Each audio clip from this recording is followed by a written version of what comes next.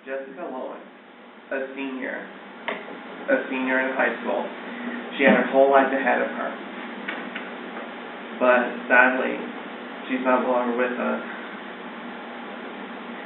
She was a typical girl. She had a boyfriend and everything else. Well, she leaked a nude picture to him when they were dating. When they broke up,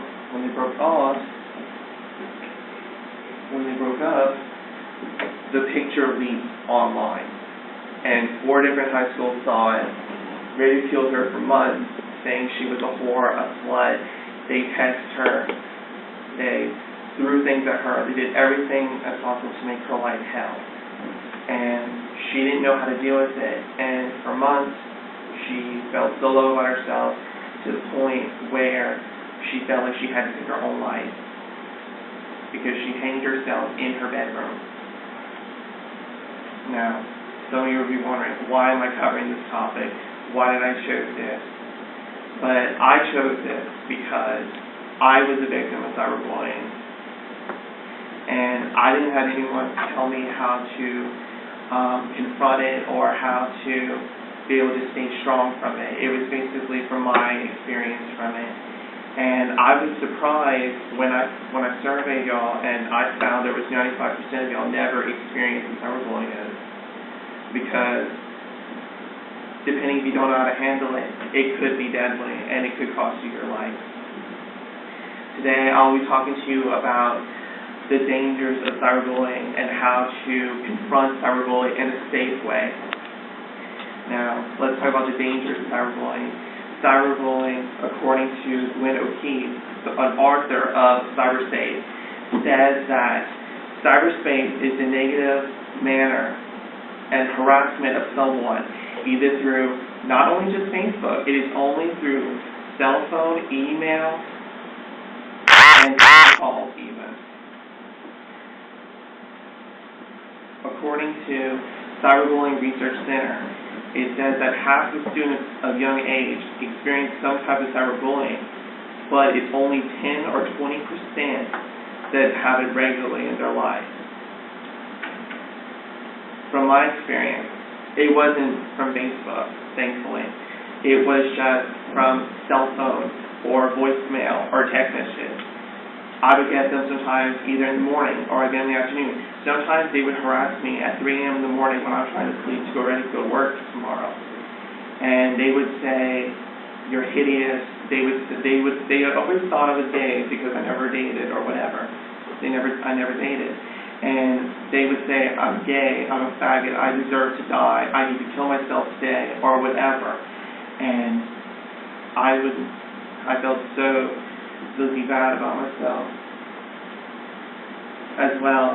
And I didn't know how to function some days. And some people that cyberbully people, they don't know the danger effects to it.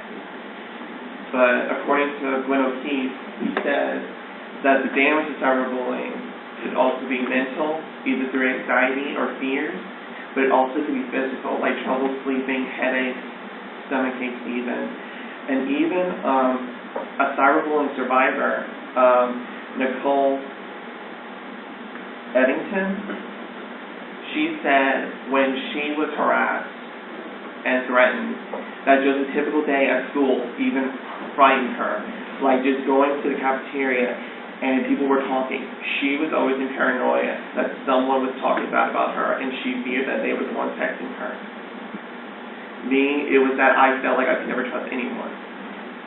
Because I ended up figuring out the closest friends that I thought I could trust was the ones that were cyberbullying me and everything else.